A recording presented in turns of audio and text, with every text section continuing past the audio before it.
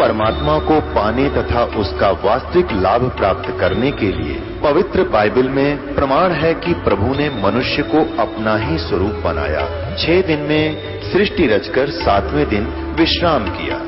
कुरान शरीफ में प्रमाण है कि हजरत मोहम्मद को खुदा स्वयं कह रहे हैं कि मैंने तुम्हें उस परमात्मा की महिमा बताने के लिए भेजा है। वो परमात्मा कबीर है जिसने 6 दिन में सृष्टि रची तथा 7वें दिन तख्त पर जा विराजा। उसकी खबर किसी बाखबर से पूछकर तो देखो।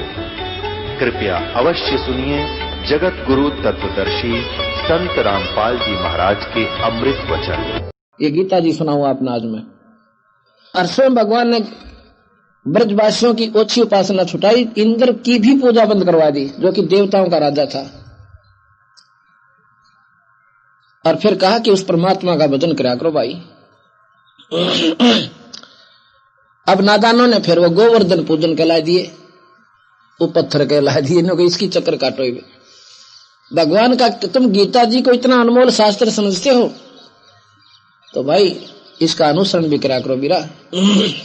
और गीता जी कब लिखी गई थी कि जब अर्जुन ने युद्ध करना बंद मना कर दिया था। क्या कहा भगवान ने कहा कि अर्जुन तू लड़ाई कर ले। ये निरंजन भगवान बोला, उसमें कृष्ण जी नहीं बोल रहे थे। आपको प्रमाण बताता हूं। उनमें लिखा, उन्होंने बताया, भगवान कृष्ण अर्जुन को बता रहे हैं।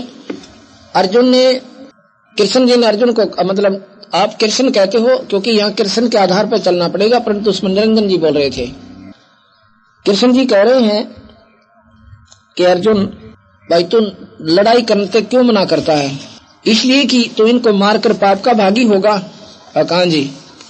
अरे भले पुरुष तेरा कोई पाप ना लग गए, ये तो मैंने पहले ही मार रखे हैं, क्यों चिंता करे? और बीरा देखो, ये ऐसी बात नहीं कि ये राजा जन पहले को ना थे, और ये भी नहीं है कि ये आगे भी ना होंगे। इनके तो असंख्य जन्म होंगे, और भाई तेरे भी होंगे। और ये शरीर तो ऐसा है जैसे पुराने वस्त्र त्याग दिए, नए पैर लिए। ये तो इतना ही है, और तुम्हें कोई पाप नहीं लगे तो निष्काम भाव है और लड़ाई कर ले।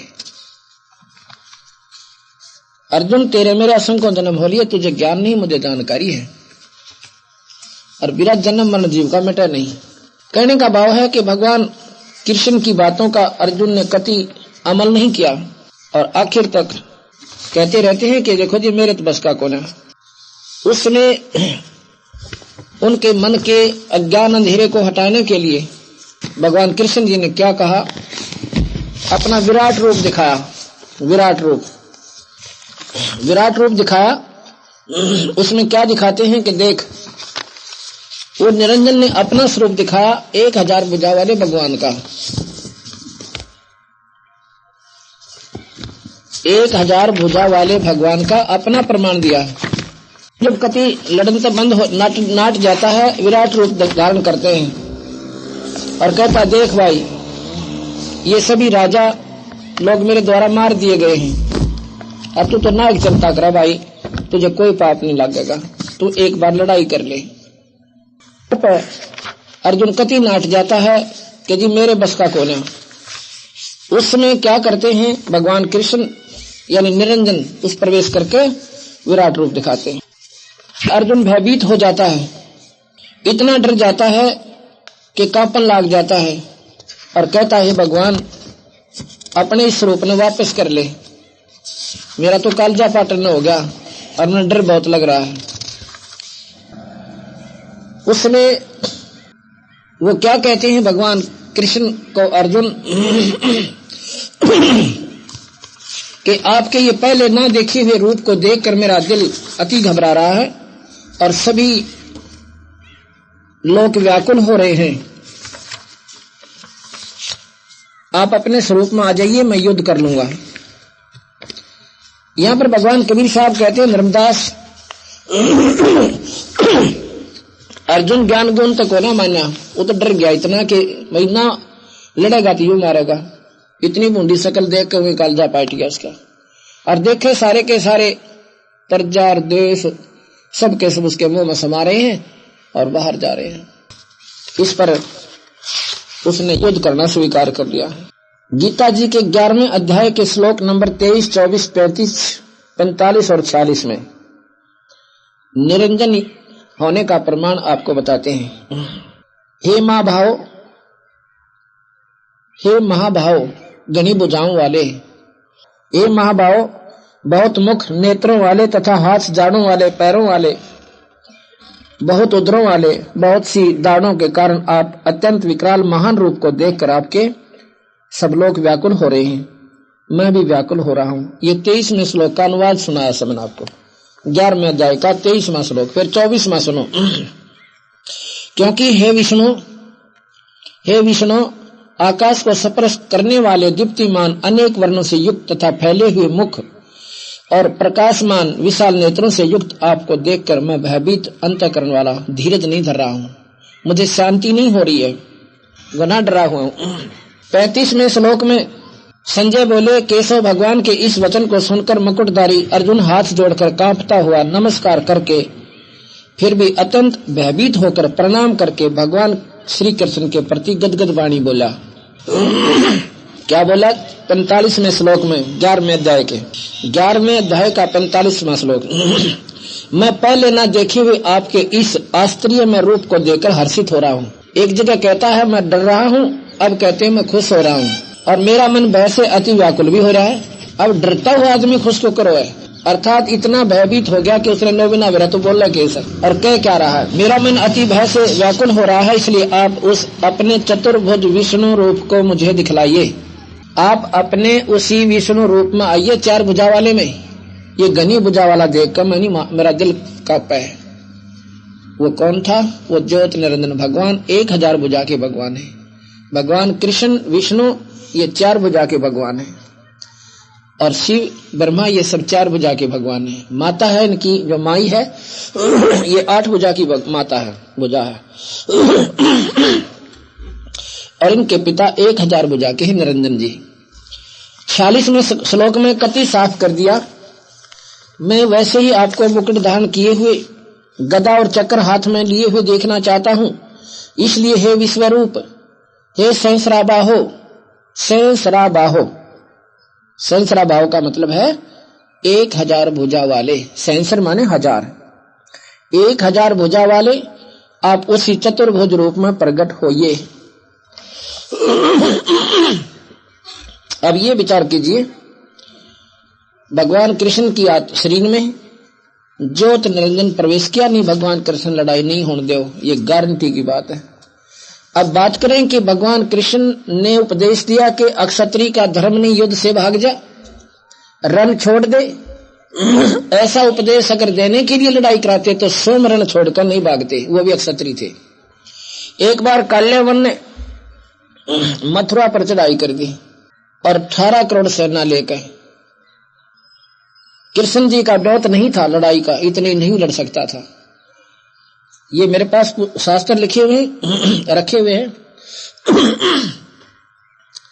हरिवंश पुराण के अंदर लिखा है कि कृष्ण जी उसकी सेना जो टिड्डी दल लेकर आगे डर गए और सभी मथुरा वासियों को द्वारका में शिफ्ट कर दिया और सेना रख ली, आप वहां रह गया। उसको ये मालूम था कि तेरी सेना तो इसके सामने 5 सिंह भी नहीं है। अब उसने क्या किया, उसको मालूम था कि नारद जी ने बता दिया उनको आके कि मुचकंद नाम का एक राजा है और गुफा में सोया पड़ा है। उसने वरदान ले रखा है भगवान की स्तुति करके कि मैं 6 महीने तो लड़ूं, सब योद्धाओं को काबू कर लूं और 6 महीने में सोऊं, मुझे सुतन कोई उठावा को नहीं, और उठा दे उसने भस्म कर दूं, इसी सिद्धि दे दो। ऐसी सिद्धि मिल गई। उस दिन वो एक गुफा में सोया पड़ा था। कृष्ण जी को ज्ञान हुआ, नारद जी के बताने था, ऐसा लिखा उसमें। कृष्ण जी जाके काल्यावन के सामने कहता है कि आज तेरी मां ने दूध पाया तो 12, यानी उसको ललकार के, और वो काल्यावन कृष्ण के पीछे भाग लेता है और कृष्ण जी आगे आगे और काल्यावन पीछे पीछे। अब ये विचार करना पड़ेगा, यदि क्या भगवान कृष्ण क्षत्रिय नहीं थे और क्या वो युद्ध से क्यों भागे? यदि अर्जुन को ये उपदेश देते कि अर्जुन भाई अक्षत्री का धर्म नहीं युद्ध भागना, तो स्वयं कते नहीं भागते, मर जाते वहां पे। तो स्वयं क्यों भागे कि उन्होंने बेरा था कि ये अनरथ अगर टल जावे तो बहुत अच्छी बात है, अगर मेरे भागण तो टल गया तो इतने बान भाई विधवा होने तो बचेंगे और कितने बच्चे अनाथ होने तो बच जाएंगे, कुछ नहीं फर्क पड़ता इसके, और कोई मान बढ़ाई ना होती इंसान का। इस प्रकार उन्होंने स्वयं जो वहां से भागे, पीछे पीछे काल्यावन, आगे आगे भगवान कृष्ण गुफा में जा बढ़े। अंदर जाकर प्रवेश करके देखा मुचकंद वहां पर सोया पड़ा, अपना जो कपड़ा ले रखा था एक चादर सी जिसे पीताम्बर कहते, तो मुचकंद के ऊपर डाल दिया। अब काल्यावन ने तो कपड़े की पहचान कर रखी थी कि ऐसा कपड़ा उसके ऊपर है। उसने सोचा ये गुफा में आकर छुप गया, ने सोचा ये अंधेरे में किसी दिखा को नहीं, और कृष्ण जी उस गुफा में और आगे में चला गया अंधेरे में। काल्यावन ने जाकर मुचकंद की पकड़ कर टांग न्यों मरोड़ दी, खड़ा हो देखो तो न छुप गया आकर, कृष्ण समझ गए। उधर से मुचकंद खड़ा हुआ, आंखों से अग्नि बाण छूटे, ऐसे अंगार से निकले और काल्यावन मर गया, खत्म कर दिया। अब कृष्ण जी ने, अब वो तो क्योंकि सूता उठता था, फिर नींद के नशे में उस आशीर्वाद बस फिर खराटे भरने लग गया, सो गया। उसने मार के मुचकंद को, काल्यावन को मुचकंद तो कृष्ण जी ने पकड़ कर उसके हाथ काल्यावन के लाश के और घीस लिया गुफा तो बाहर, और लाकर उनकी सेना के सामने पटक दिया। राजा मर जावा तो सेना हाथ अपने हथियार डाल देती थी, ऐसा नियम था। तो उससे काल्यावन मारा गया, सेना वापस चलेगी, और कृष्ण जी अपने द्वारका में आकर रहने लगे। मथुरा भी छोड़ा इन बेवकूफा के डरते कि रोजाना कभी शिशुपाल चढ़ रहा है, कौन जरा सिंह लाठी ठा रहा है, कदे काल्यावन आ गया, इन बेवकूफा का कल को नहीं, मैं क्यों पागल हुआ इनकी गेला। तो वहां त्याग के उसको अपने वहां पर रहने लगे, द्वारका में नई द्वारका बनाकर नगरी समुद्र में। द्वारिका, द्वारिका एक द्वार की नगरी, चारों तरफ समुद्र, तीन तरफ एक रास्ता था उसमें प्रवेश करने का। उस पर भगवान कृष्ण ने सारी सेना को वहां पर डांट दिया कि मान ले को बुद्धि भ्रष्ट आवेगा राजा लड़न की खातर, तो यहां से उनका सामना इकट्ठा कर लेंगे, चारों तरफ से आक्रमण होने तो बच जाएंगे। तो वहां पर बाकी समय भगवान कृष्ण ने व्यतीत किया। अब उसके बाद भगवान कृष्ण को क्या संज्ञा दी गई कि बोलो रण छोड़ भगवान की जय। बता, उस भगवान ने तो जो भी कुछ कर दिया उसकी जय, रण छोड़ भगवान की जय। अर्जुन को तो कायर कह रहे हैं, अरसों युद्ध छोड़कर बाज गए फिर भी उसकी जय। भाई युद्ध में बाजे बाजनीय की जय, जितनी की जय बोला करते ही बाजनीय की भी जय। कहने का भाव यह कि हमने ना बेरा, हम फिर उसके ऊपर इतने आश्रित हो गए भगवान कृष्ण पर, वो जो सोले काम करे अर्थ ओले करे, उसकी जय बोलनी है बोलनी। क्या बोले हैं, बोलो राधा रमन भगवान की जय। जय इसका हिंदी अनुवाद करो तो क्या कौन जबान बेटिया में यह जय बोल रहे उनकी, बता इतने बुद्धि भ्रष्ट हो गया हमें, मैं बिना बेरा जय किस उद्देश्य से बोल रहे हैं, क्या बोल रहे हैं। अब ये नहीं, अगर भगवान विष्णु की साधना करनी है, उनका एक सत्य नाम है, सार नाम है, और वो नाम जब से है जब कृष्ण भी नहीं था, राम भी नहीं थे। चलो अब कहा कि भगवान रण छोड़कर भाग गए, युद्ध से भाग गए क्षत्रिय होकर, तो फिर भी बोलो रण छोड़ भगवान की जय। कहने का भाव ये नहीं है कि भगवान की जय ना बोला है, जय अवश्य बोलो, पर उनकी शक्ति को आप कहते हो कि ये सर्वशक्तिमान है। सर्वशक्तिमान का ऊपर कोई असर नहीं होता किसी राजा या हथियार का। अब क्या होता है, धर्मदास आपकी बात आगे चलाते हैं कि महाभारत हो गया, पांडव जीत गए और कौरव हार जाते हैं। और कहा जी फिर क्या हुआ, जब राजा युधिष्ठिर को राजगद्दी देने लगे, उन्होंने मना कर दिया युधिष्ठिर नाट गया कि मैं इसे बूढ़े कुकर्म के राज को मैं नहीं करूं, अनर्थ है इसमें। क्योंकि पहले दिन जिस दिन राजगद्दी को उसको देना था, तिलक करना था, उससे पहले वो गंगा पर इंद्रप्रस्थ के साथ में गंगा पे स्नान करने के लिए जाता है।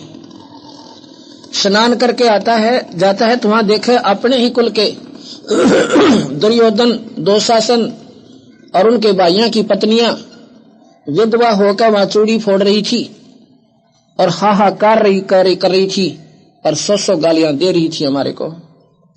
और वो बच्चे अपने माँ की छाती के चपट चपट कर रो रहे थे अपने बच्चों की खातर, अपने माता पिता, अपने पिता के लिए।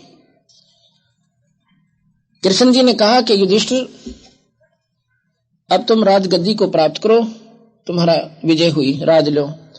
युधिष्ठिर नाट गया कि भगवान इसे बुंडे पाप के राज ने आपा को नहीं करें। कृष्ण कहने लगा, भाई देखो, अगर राजा अब राजगद्दी नहीं प्राप्त करेगा तो कौन करेगा इसको? कहने लगा, नहीं जी, इसे अनर्थ के राजनामा को ना करो। फिर क्या बोले कि भाई तू ऐसे कर ले, एक यज्ञ कर ले, और यज्ञ करने से तुम्हारे जो पाप है ना वो किए हैं आपने, वो खत्म हो जाएंगे। युधिष्ठिर कहने लगा, भगवान कीचड़ से कीचड़ कभी साफ नहीं होता, यज्ञ में भी ना बेरा कितने पाप करने पड़ेंगे, ये सुख सागर में लिखा हुआ है और महाभारत में प्रमाण है इसका, न्यू का न्यू, जो मैं सुना रहा हूं आपको। आखिर में बात यह है कि कृष्ण की बात को स्वीकार नहीं किया युधिष्ठिर ने, तो न्यू बोले भगवान कृष्ण, भाई बात सुन युधिष्ठिर, जब अपनी बुद्धि काम नहीं करे, अपने सज्जन से किसी से सलाह ले लेनी चाहिए। इस मार्ग में आपके यहाँ विषम पितामह है, रणसैया पर पड़े हैं, उस पर सरसैया पे तीरा का ऊपर, और भाई वो राजनीति में निपुण भी हैं और तुम्हारे पितामह हैं, उन तो बात कर ले, जिस तरह वह कहे ऐसे मान ले। वहां चले जाते हैं। कृष्ण जी ने सारा वर्णन विषम पितामह को सुनाया कि ऐसे ऐसे युधिष्ठिर राजगद्दी पर बैठने से मना कर रहा है, इसको समझाओ। तो उसने कहा कि ऐसा करो, विषम पितामह कहता है युधिष्ठिर, दुर्योधन ने तुम्हारे साथ के जुल्म ना किया, तुम्हारे सारे बच्चे मारे, द्रौपदी के 5 बच्चे मारे, और भाई तुमको बनवास दिया, फूकन की खातर लाख का महल बनाया, इसे राक्षस को मार भी दिया। तो भाई क्यों मना करे थे? लेकिन 3-4 ऋषि और बुलाए कृष्ण जी ने, उन्होंने कहा युधिष्ठिर कोई फर्क नहीं पड़ता, यज्ञ करने से पाप नष्ट हो जाते हैं। बाकी राजा भी ऐसे ही करते थे, सभी राजा ऐसे ही करते हैं, युद्ध करके एक यज्ञ कर देते हैं, पाप रहित हो जाते हैं और गद्दी को प्राप्त कर लेते हैं। कहने का भाव यह है कि ज्यादा कहने से उन्होंने एक यज्ञ की, यज्ञ करके राजगद्दी पर बैठ गए। उसके बाद कुछ दिनों के बाद युधिष्ठिर को बुरे बुरे स्वप्न धर्मदास आने शुरू होते हैं। रात्रि में बैठकर रोता है और बेचैन हो जाता है। द्रौपदी देखती है, एक दिन देखा कि युधिष्ठिर तो बैठा हुआ है खाट पे, चारपाई पे। उसने पूछा कि क्या बात होगी, आप क्या परेशानी है? युधिष्ठिर बोला कुछ नहीं, आप सो जाइए। अब कहाँ सो अच्छी द्रौपदी, अपना देखेंगी आंख खोल मीच के। आखिर में अगले दिन उसने अब उसके 4 भाइयों को बता दिया कि आपका भैया परेशान है और आपको बताना नहीं चाहता, कोई गुप्त राज इसके हृदय में छेद कर रहा है, परेशान कर रहा है। 4 के 4 पांडव इकट्ठे होकर युधिष्ठिर के पास गए। कहने के भैया एक बात बताना, क्या आप हमें अपना भाई नहीं मानते हैं? वो बोला आपने ये कैसे कह दिया, आप तो मेरे कलेजे की जो है ना कलेजा हो, 4 के 4, आपने कैसे कह दिया मैं आपको भाई नहीं मान रहा? फिर आप हमें भाई मानते हो तो ये बात छुपा क्यों रखी जो आपको रोजाना परेशान कर रही है? हम आपके दुख में दुखी और सुख में सुखी होने वाले हैं, और आप दुखी हो तो हमें आज से रोटी नहीं खाई जाएगी। इतना दबाव जब दे दिया, कहने लगा भाई के बताऊं, मनते इसे बुरे स्वप्न आवे, कटे हुए सर के आदमी दिखे, हाहाकार करती हुई बहन और बेटियां दिखे, चूड़ी फोड़ती हुई दिखे, और जैसे मैंने कह रही हूँ पापी तत्न सबरा गया होगा, इसे उसे मुंडे मारे अनरथ करके हमारे पतियों को मार के अब हमारे खून को पी रहा तू राज करके। जो कहे मन इसी से आवाज आवे ऐसी ऐसी, और मुझे नींद नहीं आ रही, 3 दिन हो गए। कहने लगे चलो भगवान कृष्ण से समाधान पूछें। कृष्ण जी के पास जाते हैं कि भैया को ऐसे ऐसे बड़े स्वप्न आ रहे हैं बुरे बुरे, इसका कारण तथा समाधान बताइए। कृष्ण जी कहते हैं ये स्वप्न आपको इसलिए आ रहे हैं कि आपने युद्ध में बंदूकघात किया, भाई मारे, रिश्तेदार मारे, और कितनी दुनिया को मार काट दिया, ये पाप लगा तुम्हारे को, इसलिए तुम्हें ये स्वप्न आ रहे हैं। अब अर्जुन की तो सुई वहां पर 100 पर गई थी उसी समय कि जब तो गीता जी में कह रखा अर्जुन तेरा कोई पाप ना लगा तो युद्ध कर ले, और अब कह रहे हैं भगवान कि वो पाप तुम्हें सेध रहे हैं, दुखी कर रहे हैं। पर बोला नहीं, क्यों नहीं बोला कि यदि अब मैं ऑब्जेक्शन उठाऊंगा और यज्ञ में लागेंगे करोड़ों रुपया तो भाई युधिष्ठिर ये सोचेगा कि मेरे को शांति मिलन में ये राजी को ना, इन पैसा दिखने लग गया। उसी समय अपने मन को मार कर अर्जुन कहता है ठीक है महाराज, जैसे आप कहोगे ऐसे ही करेंगे, हमारे भैया को दुख नहीं होना चाहिए। ठीक है, पर युद्ध यज्ञ सफल तुम्हारी जब होगी, एक पंचजन्य, पंचायन बोलते हैं उसको, पंचजन्य भी कहते हैं और पंचायन भी कहते हैं। आयन माने मुंह, 5 मुख वाला एक शंख रख दिया जाएगा एक सुसज्जित स्टेज पे, और वो शंख जब अपने आप आवाज करेगा बहुत जोर जोर की, तो समझ लेना आपकी यज्ञ संपूर्ण होगी। जब तक शंख नहीं बजेगा आपकी यज्ञ संपूर्ण नहीं हुई और पाप नहीं कटेंगे। ये कब बजेगा भगवान? ये जब बजेगा जब इसमें कोई पूर्ण संत भोजन प्राप्त कर लेगा, कमाई वाला संत, बड़े महापुरुष भक्त आत्मा। युधिष्ठिर ने सोचा कि सारे बुला लेंगे, 33 करोड़ देवता, 88,000 ऋषि, 12 करोड़ ब्राह्मण, 12 करोड़ विपर।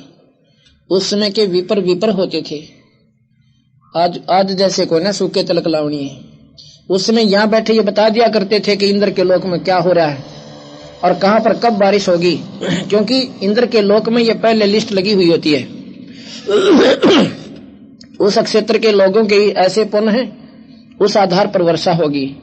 उस क्षेत्र के पाप ज्यादा बढ़े हुए हैं, वहां पर प्रलय होगी या बारिश नहीं होगी, सूखा पड़ेगा। ऑलरेडी लिस्ट तैयार होती है वहां पे, और यहाँ पर अपनी दृष्टि से वह विपर ब्राह्मण वहां देख कर बता दिया करते इस क्षेत्र में वर्षा होगी, इस समय होगी, इसलिए उनका आदर भी किया जाता था। आज जैसे को ना, तो उन ब्राह्मणों से को भी आमंत्रित किया। 84 सद 9 नाथ ये भी आगे, और हमारे जैसे जिमनिया का तोड़ कोई ना। यज्ञ भंडारा शुरू हो गया, सबने भोजन पा लिया। वशिष्ठ मुनि जैसे महापुरुष वहां पर बैठे, सबने खाना खा लिया, शंख ना बाजे। युधिष्ठिर कहने लगा भगवान हम तो घने पापी है ना, मत पहले कहूं था, हमारे घने पाप हो रहे महाराज जी, इतने जुल्म कर रखे। छोटे छोटे बालक अपनी माँ के अब भी लपट लपट करो, हमारा पापा छुट्टी के जाओगा, माँ पापा छुट्टी कब आओगा। उस माँ को, माँ ने भी अपने बच्चों को बहकाना पड़ रहा है, बेटा भी छुट्टी को ना मिली फिर आओगा, जो मर चुका है। और भाई कहने लगे भगवान मारी एक पूर्ण कौन हो सकती। नो बोला भाई, कृष्ण जी बोले कि इनमें कोई संत नहीं है, ये भक्ति अधिकारी आत्मा नहीं है जो अपना दिखे से मोटे मोटे। इसे मंडलेश्वर जिनकी बहुत चर्चा वहां पर होती थी, अब इस बात का युधिष्ठिर का विश्वास ना हुआ कि इसे ऐसे ऐसे महापुरुष 88,000 ऋषि विश्वामित्र कैसे बैठे, वशिष्ठ मुनि जैसे, और 9 नाथ 84 सद जो कि यहाँ की सुप्रीम पावर थी वह भी बैठी, और ब्रह्मा विष्णु महेश ने भी आकर गुप्त रूप में वहां पर भोजन खा लिया। तो कहने लगे भाई बात बताऊं तेरे ते, ये जितने भी महापुरुष बैठे हैं ना, ये भक्ति अधिकारी को ना, ये तो मान बढ़ाई के भूखे हैं। किसी ने सिद्धि कर रखी है वो उस तो फालतू कर रहा है, किसी के पास 2 सिद्धि है, किसी के 3 है, किसी पे 4 है तो किसी पे 5 है, जिस पे 8 है वो आडांडी पाक रहा है। महाराज कहते हैं ये सिद्धि तो नरक में ले जाने की होती है, और हम जो नाम देते हैं उसमें 24 सिद्धि आ जाती है। एक सिद्धि आकाश से उड़ जाई, एक सिद्धि जल पैर न लाई, एक सिद्धि कुछ खावा न पीवे, एक सिद्धि जो बहुत दुख दीवे, एक सिद्धि तन हंस नियारा, एक सिद्धि नितत विचारा।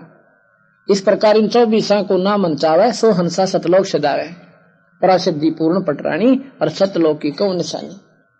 ये 24 सिद्धियां भी जिसमें आ जाए उसको भी देखा भी नहीं तो वो हंस ऊपर जागा। ये तो सारे नरक के भाग्य है। युधिष्ठिर ने बुंडा सा मुंह बना लिया, माड़ा सा मुंह करके कहने लगे भगवान पीछे महापुरुषों आप क्या कह रहे हो? वशिष्ठ मुनि जैसी नेक आत्मा और ये 9 नाथ 9 योगेश्वर आकाश मार्ग में चल रहे हैं। कृष्ण जी बोला ले भाई अपने संशय न टाले। एक बार यूं किया था सबकी तरफ, वो बैठे स्टेजा पर ऊंची ऊंचियां पे, अरीब देख इनकी शक्ल है। क्या देखा? किसी का बंदर का मुंह लग रहा, कोई सांप का मुंह बन गया, कोई गधा बन रहा, कोई कुत्ते का मुंह। कहता ये 84 में जाएंगे सारे के सारे। गरीबदास जी भी ये कहते हैं कि 33 पर तलब है, कोई बकरा कोई बो के, ये 33 करोड़ देवता भी गधे बनेंगे आखिर में आके। और तब इनको साधना और साधक माने बैठे हो। ये तो अपने शास्त्र में प्रमाण है, गीता जी में, महाभारत में, और कृष्ण जी ये वचन बोल रहे हैं। फिर कहने लगे भगवान कौन रहेगा ऐसा महापुरुष? मैं बताता हूं। एक सुपच नाम का सुदर्शन है, सुदर्शन नाम का स्वपच। स्वपच कहते हैं जैसे आजकल हरिजन कहते हैं, छोटी जाति माना करते हैं उसमें। और वो जाति थी उनकी वाल्मीकि बंगी जाति में, जिसको चूड़ा के। लेकिन भगवान के घर में कोई नहीं जाती, ये तो हम फीतलाएं बैठे आ रहे। उसके दरबार में कोई जात कोई मजहब नहीं है। गरीबदास जी कहते हैं ऊंच नीच इस विध है लोई, और कर्म को कर्म कहां बंदोई। अच्छे काम करनिया, भगवान का नाम लेने वाला, दुष्कर्मों से दूर प्राणी। समाज की दृष्टि से चाहे कितनी नीच उस जाति से संबंधित है जिसको तुम नीच कहते हो, भगवान के दरबार में 1 नंबर की आत्मा, उसकी सबसे प्यारा हंस है। ऊंच नीच इस विध है लोई, और कर्म को कर्म कहां बंदोई। कितनी ऊंच जाति का और बुरे काम करे हो नीच आत्मा से, और जिसने तुम नीच आत्मा कहते हो, जाति कहते हो, अच्छे कर्म करने वाला हमारे लिए तो छाती का लान जोगा है, ऊंच आत्मा है। तो वो कौन था भाई? वो था कबीर साहब का शिष्य, सतपुरुष की भक्ति करने वाले सुपच सुदर्शन। अब समस्या आएगी कि द्वापर में कबीर साहब की तो टपक गए भाई, तो 600 साल पहले हुए थे। कबीर साहब 4 युग में आए हैं। सतयुग में सतसुकृत नाम से, त्रेता में मुनिंदर नाम था, और द्वापर में करुणा में नाम से, जब और कलयुग में कबीर नाम से। जब वो करुणा में नाम से आए उन्होंने ये बानी लिखी है और ये मार्गदर्शन किया। केवल वो एक व्यक्ति समझ में उसके आयुष समय, और उसने तन मन धन कबीर साहब के ऊपर वार दिया, यानी अपने गुरुदेव करुणामय के ऊपर। और सतनाम सार नाम की जाप करता था। उसमें इतनी शक्ति आ गई तो कृष्ण जी कहने लगा भाई एक महापुरुष रहते हैं ऐसे ऐसे दिल्ली के पूर्व में, उनको लाओ बुला के। युधिष्ठिर कहने लगा हमने भीम की ड्यूटी लाई थी इधर के सभी महापुरुषों और भक्तों को आमंत्रण देने की, आमंत्रित करने की। भीम बुला, कहने लगे भाई भीम आप इधर वो एक महापुरुष बताओ भगवान कृष्ण, क्या उसको आमंत्रित नहीं करता है? करा तो था पर वो तो ओल पचौड़ बोला, और पचौड़ के बोला मैंने उनसे कहा था कि महापुरुषों ऐसे ऐसे हमने यज्ञ की है और दर्शन दो, आप भोजन पाओ, हमारे घर पे चलो। वो कहने लगा भीम तुम्हारे नरक के भोजन ने तो वो खाओगा जिसने नरक में जाना होगा, और अपन तो वहां कोई ना टूक भी ना तोड़े। अगर हमें बुलाना है तो 100 अश्वमेघ यज्ञ का संकल्प पुण्य मुझे कर दो, जब तुम्हारी यज्ञ में टूक तोड़ू मैं। पीछे बूंदे अन्न कुकर्म के अन्न को और खा के कौन नरक में जा भाई। वो बहन बेटियां अब भी उनके आंसू भी ना सूखी है और तुम राज का भोग भोग रहे हो पीछे बूंदे कुकर्म का। भीम अपना चुप करके बोला तेरा मन करे तो आ जाइए, तो उसने सोचा ये बड़ी पूछा कि महात्मा होगा, और इसे इसे बैठे वहां पर महापुरुष जिसको दुनिया गीत गावे।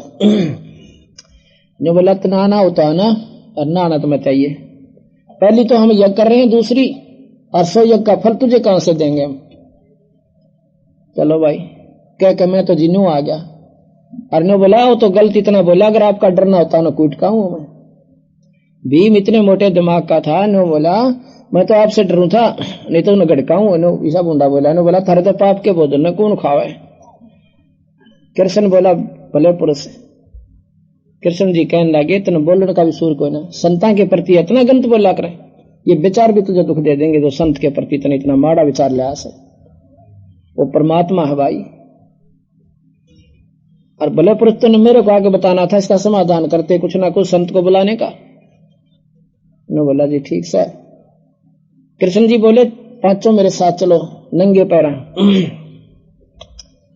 और साथ में छठे भगवान छेहू के छेहू उस गरीब की झोंपड़ी के ऊपर और जाकर प्रणाम करते हैं लंबी लौट के। भगवान कृष्ण मादी नहीं बहुत है लंबे लौट के, क्योंकि वो सतोगुनी है, विष्णु अवतार है, उनमें मान बढ़ाई को ना, वो भक्तों के प्यारे बहुत से, पर वो काल से बहुत दबे हुए हैं, वो बात न्यारी से।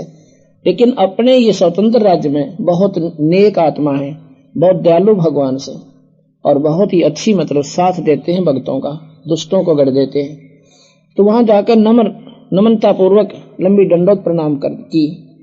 तो जब कृष्ण जी ने दंडोत प्रणाम की तब पांडव कितने थे, उन भी सारे के सारे दंडोत प्रणाम करना पड़ा। तो सुपत वो कहते हैं सुदर्शन जी के त्रिलोकी के नाथ, आज इस तुच्छ जीव के द्वार पर कैसे आना हो गया। कृष्ण जी कहने लगे भगवान आप जानी जान हो, सारा बेरा आपने, आज हम समस्या में हैं। इन्होंने ऐसे यज्ञ की है, यज्ञ संपूर्ण नहीं हो रही, और आपके बिना मालिक कौन करनी है, उसने एक बार दर्शन देने पड़ेंगे। कहने लगा भाई चल तो मैं पढ़ो, पर मेरी शर्त मैंने इस भगत जी को क्यों, और भीम जी को विषा थोड़ा न्यारा पिछड़न में कि इस भगत जी से मैंने कहा था वो शर्त मेरी पूरी कर दो तब चलो। कहा भगवान आप पर पूरी कराने वाले, आप ही सलाह सौदी देने वाले, क्या आपकी बानी है संत मिलन को चालिए तज माया अभिमान, और जो जो कदम आगे रखे ओ यज्ञ समान। संतों के दर्शन के लिए जो भक्त आत्मा आती है नेक नीति तय, अपने मान अभिमान ने घर त्याग के छोड़ जाओ वहां पे, और अधीन भाव बनकर, जैसे डॉक्टर के पास जाते हैं, मेडिकल में जाते हैं मरीज, उसमें उनको कोई एम नहीं होता अपनी बीमारी दिखा करें, ये भगवान किसी प्रकार कट जाए, डॉक्टर से बहुत प्यारा बोला करें, जहां का जो वहीं बैठ जाते हैं, जहां का वह लेट जाते हैं। इस आधार से, इस भाव से अगर तुम यहाँ पर आओगे तो भगवान सुनेगा, और यहाँ पर आओगे मान अभिमान से परमात्मा कोई ना सुने, आए का भी फर्क आपको कोई लाभ नहीं होगा। अधीन भाव से आते हो तो परमात्मा आपकी पूर्ण लाभ देता है। एक कदम एक यज्ञ के समान बताओ। अब इस कीमत ने आप नहीं जान सकते, ये संतों की बानी है, जो कह दिया सो फाइनल है। एक कदम आपका इधर हुआ है तो उसके घर पर 100 अश्वमेध यज्ञ के समान फल है। यदि आप अधीन भाव से या न्याय है देखोगे के बक्का है, उसका ज्ञान में झाड़का आवांगे तो वो भी आपके मन में अज्ञानता और वो फल नहीं मिल पाएगा। सुने ना अच्छा लगा अपना चुप करके चला जा, क्योंकि कोई भी बात है प्रथम बार स्वीकार नहीं होती। एक दो सत्संग सुनने के बाद और शास्त्र हमारे पास रखे, इन्हें पढ़ कर देखो दोबारा, जब आंख खुलेंगी कहां सच्ची से झूठी से। अरे इसी झूठ होती तो मैं माइक लाके जरूर बन रहा हूं, 100 की 100 सच बता रहा हूं और शास्त्रों के आधार दे रहा हूं। तो बोला जी अब पांचों देखो राजा हैं और नंगे पैर आपके चरणों में पड़े हैं, कोई मान अभिमान नहीं है, और जितने भी कदम हमारे रखे आपके बानी अनुसार यज्ञ समान हो गए। आप 100 रख लो दाता, बाकी हमारी झोली में डाल दो। कहते हैं साधु भूखा भाव का धन का भूखा ना, और जो कोई वो धन का भूखा साधु भी को ना। खुश हो गए। न्यू बोला भाई भीम अकान जी, भीम फिर तो भाजमा कति मीठा बोले बेरा पिट के। जब कृष्ण जी भी नमन कर दिया इनको तो पूर्ण शक्ति है, कोई कच्चा काम कोई नहीं। न्यू बोला भीम भाई एक बार या मेरी सुमर ने दिए ठाक माला खुट्टी पर उतारिए। खुट्टी पर से माला उतारने लग गया ना भीम, पसीने आगे उतरी कोने कति, और वो भी में जो वृक्ष न पाड़ के बगाव था वह माला ना उतरी, पसीने आगे। और पहले डींग मार के गया था कि मैं एक न मारू था 10 मरे थे। तो वो कहने लगे सुपत जी क्या बात होगी पहलवान, ये माला कौन उतरती? न बोला जी 2 जोड़े हाथ थारी मैं मानता मैं जाना, मेरे पे हालती भी कोई नहीं, उतरना दूर की बात से। और तूने कहा पहला डींग मार के गया था कि मैंने इसे ठोक दिए ठाके, ये ना उतरी बेटा। वो और मार्ग से योद्धा कुछ और होते हैं और संत मार्ग कुछ न्यारा से भाई। और फिर उन्होंने ऐसे किया, माला पर उतर के महाराज जी के हाथ में आ गई। मौका नहीं देखा उसके, कहा नहीं बस है तो कुछ न कुछ चीज पर दिखा बड़ी बूझ सा, क्यों जितने बाल ढाडी के बढ़ रहे, सर पर बाल उलझ पलझ पड़े, टूटे ली तरदोरी धोती, क्यों कर भगवान मानना इसने चाल।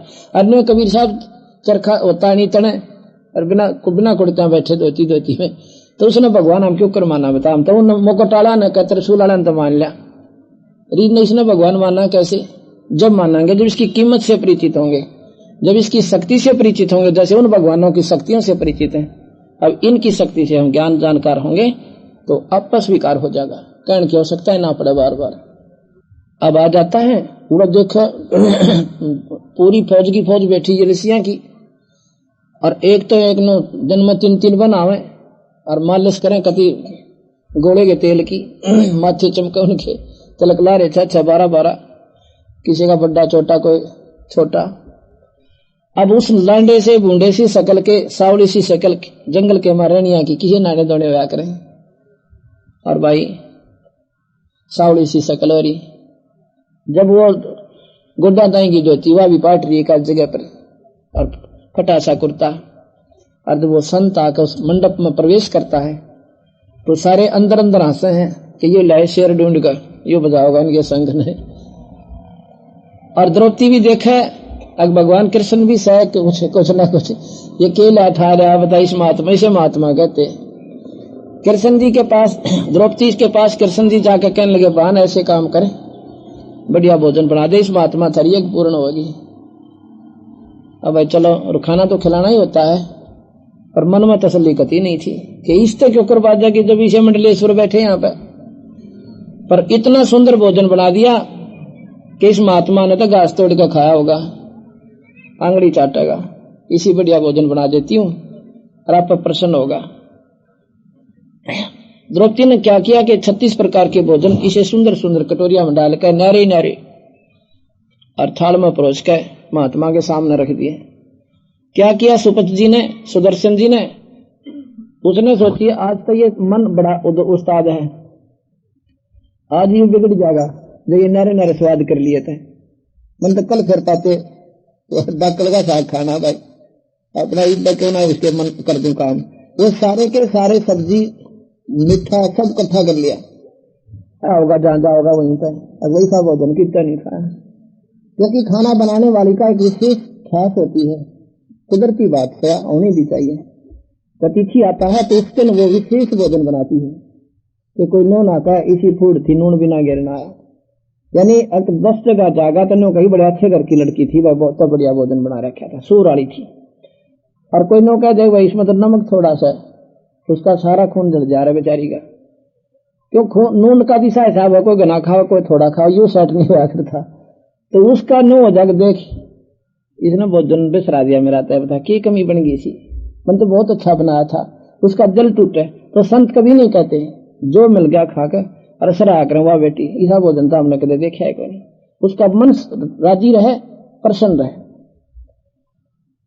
तो उसने वो इकट्ठा करके खाया। और द्रौपदी ने बोली अपने मन में सोचा कि सब सीने के में खाने का बिना बेरा बता किसके संग बजाओगा। वो संग संग तो पाछा देखा, पहला तो अपने सराहन की बात देखे थी कि मेरा सराह होगा, पर वो दोनों काम बिगड़ गए। उसने वो खाया, जब मुंह में डाला शंख बजा, दूसरी बार फिर खा, फिर भाग्य बाद बजा, तीसरी बार फिर बजा, 5 बार में वो सारा सामान खा गए महाराज जी, 5 ग्रास किए, और 5 बार वो शंख वहां रखा अपने आप आवाज कर गया। युधिष्ठिर ला गया कूदन, अक महाराज जी हो गया काम, शंख बज गया। वो कहने लगा, कृष्ण जी बोले भाई अभी बजा नहीं है, ये तो इतना जोर पे बजेगा इसकी तो स्वर्गता ही जनकार जागी और इस पृथ्वी के कन कन पर सुनाई देगा। अब यो युधिष्ठिर कहता गढ़ों पानी पड़ गया, अब यो कट्या रोग भाई ये वो ढूंढना पड़ेगा कि कोई शंख बजानी है। कृष्ण जी कहने लगे, युधिष्ठिर जी बोला जी मैं बताऊं था मेरे जैसा नीच आत्मा नहीं मारे, हमने इतना कुकर्म कर रखा बता शंख बाजा क्यों करे, इतने अनाथ कर दी बहन बच्चे और इतनी विधवा बाण कर दी, ये शंख को ना बाजे।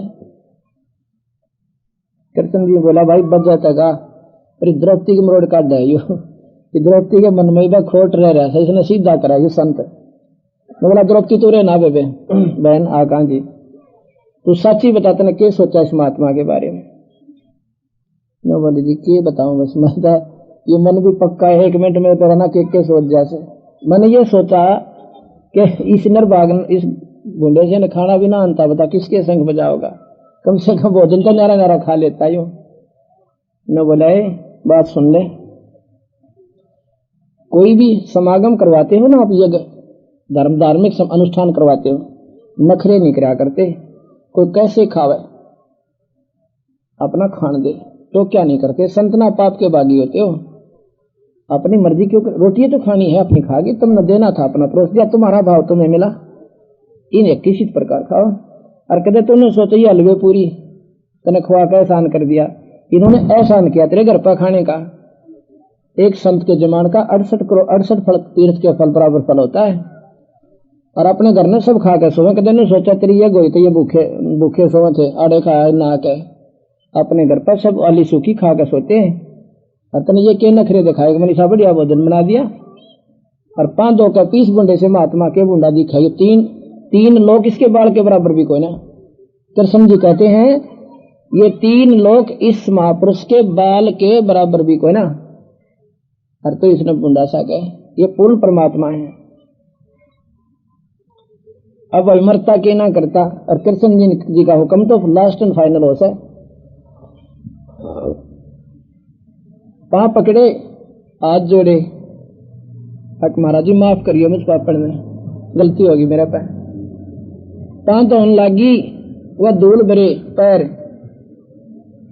जो टूटे टूटे लीतर थे और उनमें तो धूल जारी चोटी ताई, और वो पैर खुद कृष्ण जी ने और द्रौपदी ने दोनों धोए, धोकर पैर और द्रौपदी ने बोला पी इसने। द्रौपदी उस चरणामृत को पीने लगी, भगवान कृष्ण ने बोला कि बान आधा मन भी दे दिए, इसे महापुरुष का चरणामृत कित कित पावे। आधा द्रौपदी ने पिया आधा भगवान कृष्ण ने पिया। गरीबदास जी कहते हैं उस चूड़े का चरणामृत लिया वो कृष्ण चंद्र कर तारा, वो कृष्ण भगवान ने उस चूड़े का पान धो के पिए। हमने चूड़ा ला रखा पर वो परमात्मा के हंस आत्मा थी, वो पूर्ण परमात्मा थी। साहिब तेरी बंदगी से जीव हो जा जगदीश और अंत कोट ब्रह्मा हो रे अंत कोट हो ईश। इस परमात्मा की भक्ति तो सतपुरुष की भक्ति से ये जीव भी उस परमात्मा के तुल्य हो जाता है, उस सार नाम सतनाम की भक्ति के। जो ही उन्हें पिया पानी चरणामृत वो शंख अखंड बाजा, इतना जोर की आवाज होती है कि काफी दूर तक स्वर्ग तक उसकी आवाज जाती है। अब क्या होता है युधिष्ठिर को सौपन आने बंद हो जाते हैं। कुछ दिनों के बाद भगवान कृष्ण के पैर में एक बालिया नाम के धीवर ने शिकारी ने और तीर मार दिया। तीर कैसे मारा? भगवान कृष्ण एक वाटिका में घूम रहे थे दोपहर के समय और घूमते घूमते वहां पर सो जाते हैं। अच्छा आराम विश्राम के लिए अपनी बिछा के चादर से लेट जाते हैं और वहां पर अपने पैर के एक पंजे को और दूसरे घुटने पर ऐसे रख लेते हैं, तो पंजा सामने हो जाता है पैर का ऐसे, और उस पंजे में एक पद्म लगा हुआ था भगवान कृष्ण के। वो पद्म इतना चमकीला पदार्थ होता है जैसे रात्रि में बिल्ली की आंख चसा करें, इससे ज्यादा, यानी अगर बंद कमरे में अंधेरे में रख दिया था, वो पंजा खुला छोड़ दिया था तो वो पद्म जो है ट्यूब जितना रोशनी कर देता है, इतना चमकीला था। और था वो ऐसा अंडे के समान गोल गोल सा यहाँ पंजे में, और फिट था, ऐसे जैसे खाल में आंख ला रखी है, ऐसे भगवान के वहां पर पद्म था।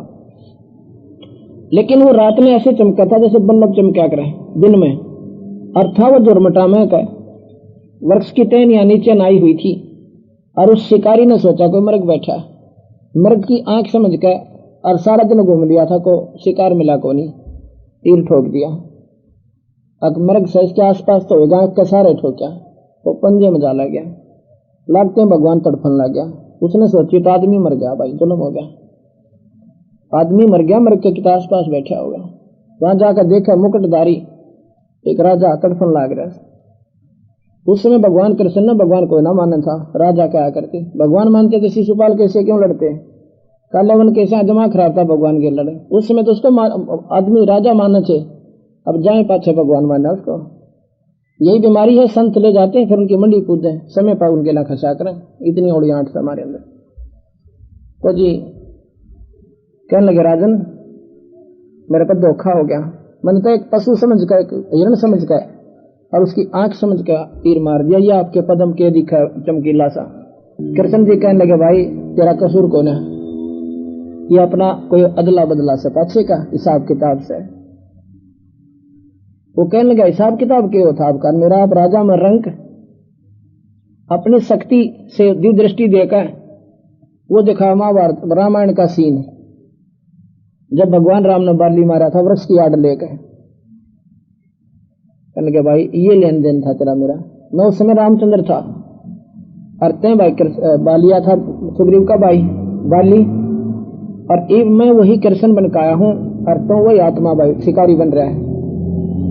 मैं अपना बदला दे चला, पर एक काम कर दे तो मेरा क्या कि उन 5 पांडवों को मेरे पास भेज दे, पर एक काम करिए उनको नो ना बता दिए, उनका तीर लाग गया और नो बेरा फट गया ना, तीर तूने मारा है तने फोड़ देंगे गिर के मार करेंगे जानता। तो एक बार नो कह दिए कि तुझे भगवान कृष्ण अति याद कर रहे हैं और उनका कोई तकलीफ है, और उस वाटिका में लेते हुए और न्यू कहकर पाछा पर कहना देखिए भाग जाइए। अच्छा उनको पूर्ण विवरण देकर कि ऐसे ऐसे भगवान कृष्ण आपत्ति में है, उनका कोई चोट लगी हुई है, आपको याद कर रहे हैं, अति शीघ्र जाओ। 5 के 5 भागे गए। वहां जाकर भीम अर्जुन कहते हैं भगवान आपको किसने घायल कर दिया, उस नीच का एक बार मुझे पता बता दे, उसके परिवार तक खत्म कर दें, ये कर दें। कृष्ण जी बोला मन ना मेरा कौन मार गया, तुम आराम से मेरी बात सुनो, जो होनी थी वह होली, मैं जा रहा हूं अपने लोक को स्वर्ग लोक में, पर बीरा तुम मेरे सबसे प्यारे हो, तुम्हें एक विशेष बात बताना चाहता हूं, जो स्वीकार करोगे तो।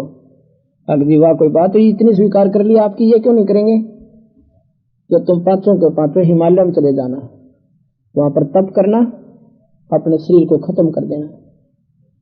अर्जुन कहने लगा महाराज जी कारण तो बताओ, अब तो राज करने का समय आया था हमारा, अरिब कहते वहां जाके इसने फूक दो, खत्म कर दो शरीर को।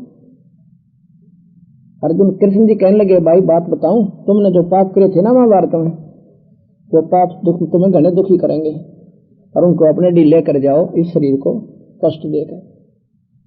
वहां पर कबीर साहब कहते हैं अर्जुन नहीं डटा, कहते हैं भगवान गीता जी में आपने क्या कहा था कि तेरा कोई पाप ना लगा अर्जुन, तो मैंने सारे मार रखे। मैं पहले नाटुन था इस जुल्म को करने से, आपने जबरदस्ती करवाया मेरे तक, फिर यज्ञ करवाई के पाप नहीं लागेंगे, राजगद्दी पर बैठे, फिर बूंदे सौपन आए, फिर यज्ञ किया कि पाप वो सेध रहे हैं। मैं उस समय नहीं बोला, क्यों नहीं बोला कि भाई के दुख का कारण था, अगर मैं बोल पड़ता तो युधिष्ठिर 100 बात सोचा, मैं तो आपके उड़े करना हो रहा था। और ई फिर आप कह रहे हो कि आपने वो पाप सेधे, वह गीता जी का ज्ञान कहां गया आपका।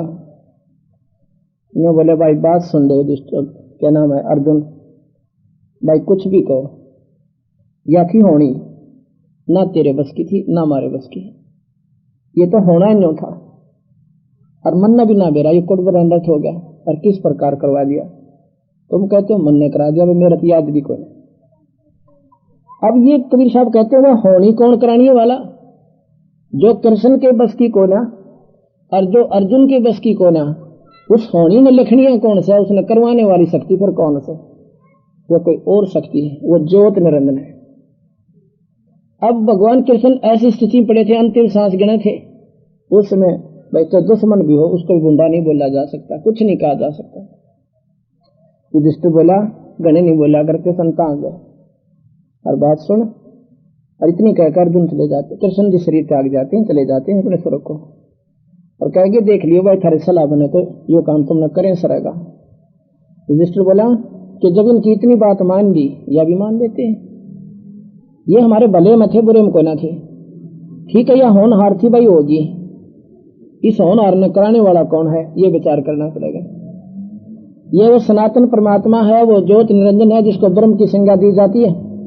और देवी भागवत पुराण के अंदर माता कहती है कि मेरा और सनातन परमात्मा का तुम हमेशा ध्यान रखा करो, मैं और वो एक ही हैं, अर्थात ये पति पत्नी है और ये तीनों उनके पुत्र हैं। ये रह कर अवतार धारण कराते हैं।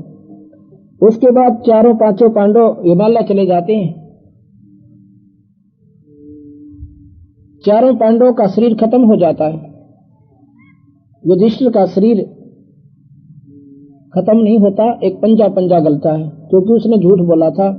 अश्वत्थामा हिते नाम था हाथी का और झूठ बोल दिया कि ये नहीं मालूम आदमी था पशु था, वो लोकमासी कहेगा क्योंकि द्रोणाचार्य ने कह दिया था कि अगर युधिष्ठिर कह देगा ना मेरा बेटा मर गया तो सच्चाई मान लोगा, सारे मानने का ना मानो। कृष्ण ने भी नाट किया द्रोणाचार्य अब तुझा झूठा गना है, अगर युधिष्ठिर कह देगा तो मैं मान लूंगा कि मेरा बेटा मर गया। जब कृष्ण ने कहा तू बोल दे झूठे एक बार, युधिष्ठिर बोला मैं ना बोलू कभी भी। कहने लगा बोलनी पड़ेगी तो अनर्थ हो जाएगा ना, तीसरा कसूत आ जाए कुकरे बात नहीं पड़ेगी, सारा मारेगा और पुत्र वियोग में पागल हो जाएगा, लड़ा को नहीं द्रोणाचार्य। जब ने बोला मैं तो एक अश्वत्थामा हाथी का भी नाम था, क्यों भाई युधिष्ठिर बता क्या वो मर गया? अश्वत्थामा हिते, पर मन फिर बाद में कहता है भाई पशु या आदमी। उसने सोची साची तो भाई ठीक, तो युधिष्ठिर ने कह दिया तो फाइनल बात है। अब उस झूठ के और मरा नहीं था वो झूठ बोल दी, उसके बदले में उसका पंजा पंजा गला। फिर आगे की ओर बताऊं धर्मदास ने, अभी तक तो तेरे ने सोची होगी यहीं तक फैसला होगा नहीं।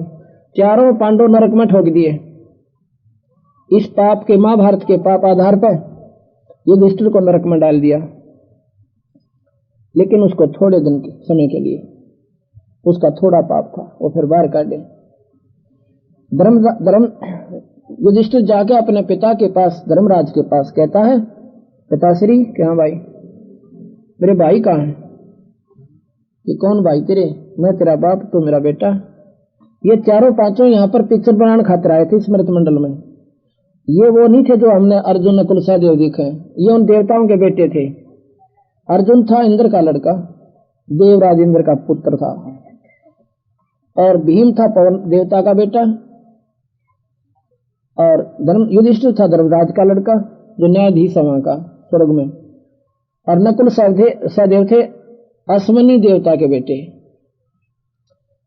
तो ने बोला बेटा उड़ा तो तुम एक रोल करने गए थे, जैसे करोड़पति का बेटा और पिक्चर में मन रिक्शा चलाने का रोल करने लग रहा है, तो रिक्शा पुलर को नहीं उड़ा, वो तो काटे काटे जाकर अपने पिताजी द्वारा, वो तो थोड़ी दिन बेवकूफ बनाना आया था आपको इस फिल्म के अंदर। ये तो वहां उन देवताओं के बेटे थे और विशेष वहां पर गुणी थे इनमें, इसलिए यहाँ पर एक फिल्म बना गए महाभारत, इसने तुम देखे जाइयो, पल्ले कुछ भी ना पढ़ना आपके।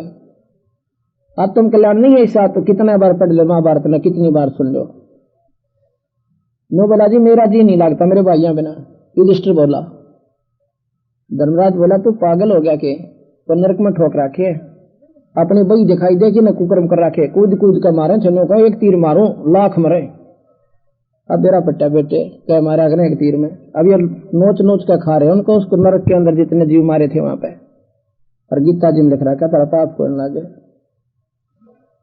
अब ये बात विचार में आऊंगी जब समझ में आओगी कबीर साहब की कहानी, और इतना बिल्कुल साफ होते हुए भी मन स्वीकार नहीं करता, हम इतने रंगे उस रंग में। शास्त्र में लिख रहा क्या बार की नहीं बता रहा मैं, ना माना हट कर दी युधिष्ठिर ने। धर्मराज बोला भाई ठीक से, पर एक काम करना पड़ेगा। क्या? आपने अपने पुण्य देने पड़ेंगे तब वो नरक से धर्मराज कहने लगे अपने पुत्र युधिष्ठिर से, कहने लगे भाई तेने अपने पुण्य देने पड़ेंगे जब वो चारों के चारों पाप से बाहर आओगे नरक से। वो मोह बस इतना कायल हो गया, ने बोला जी मैं तो अपने पुण्य दे दूंगा पर मेरा उन बिना मन नहीं लगता। तो उसने अपने पुण्य संकल्प कर दिए कुछ, उनके आधार पर चारों पांडवों को बाहर निकाला, अर्जुन, नकुल, सहदेव और भीम को, और चारों के चारों अपने भाई के चारों तरफ चपट कर बुरी तरह रोने लगे। कहते हैं युधिष्ठिर मेरी एक नहीं मानी अर्जुन कृष्ण जी ने, मैं नाट्या बतेरा कि युद्ध नहीं करना चाहते हैं, पर मुझे इतना डरा दिया, इतना भयभीत कर दिया कि मैंने युद्ध करना पड़ा। युधिष्ठिर बोला भाई दो बात बीत गई, उसका के पश्चाताप करा करें, होगी होगी थोड़ी दिन बात आने, आओ तुम मेरे साथ। धर्मराज के दरबार में आ गए। अब ये पुण्य दे दिए युधिष्ठिर ने, ये सोचना विचार करना, और जब चारों पांडव थे बाहर आगे नरक छुटवा दिया, लेकिन वो पाप नहीं कटे अभी भी। जब तक ये पुण्य रहेंगे उसके दिए हुए तब तक तो रहेंगे वो स्वर्ग में, उसके बाद वो नरक भोगने के लिए बाकी जो के तो पाप है वो फिर भोगने पड़ेंगे। यहाँ पर दोनों कर्म भोगे हैं, पुण्य स्वर्ग में, पाप नरक में, कटा नहीं करते, ये कर्म नहीं कटते। भगवान विष्णु के कर्म नहीं कटे जब उन्हें त्रेता युग में बाली मारा, और वो कर्म उन्होंने कृष्ण बनकर भोगना पड़ा, काटना पड़ा, भोगना पड़ा, कटा नहीं। तो महाराज कहते हैं गरीबदासी तुम कौन राम का जब तेजापम, अर्थात कटे ना तीनों तापम। तुम किन भगवानों का आसरा ले रखा जिनसे तुम्हारे तीन ताप भी नहीं कट सकते। तीन ताप के अंतर्गत कौन आता है? श्राप दे देना, किसी को श्राप दे देना, किसी के ऊपर कोई देव रुष्ट हो जाना, देव प्रकोप हो जाना, किसी के द्वारा छू मंत्र करवा देना, ये तीन ताप के अंतर्गत होते हैं।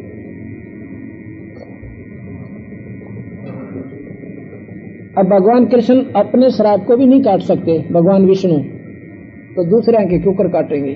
कैसे? एक बार नारद जी को अभिमान हो गया कि मैंने माया जीत ली, अब मैं काबू माऊं को ना। अपने पिता ब्रह्मा के पास गया, पिताजी मैंने माया को जीत लिया, अरे कोई ना उमेश पंगे पांच कोई ना शादी करवाऊं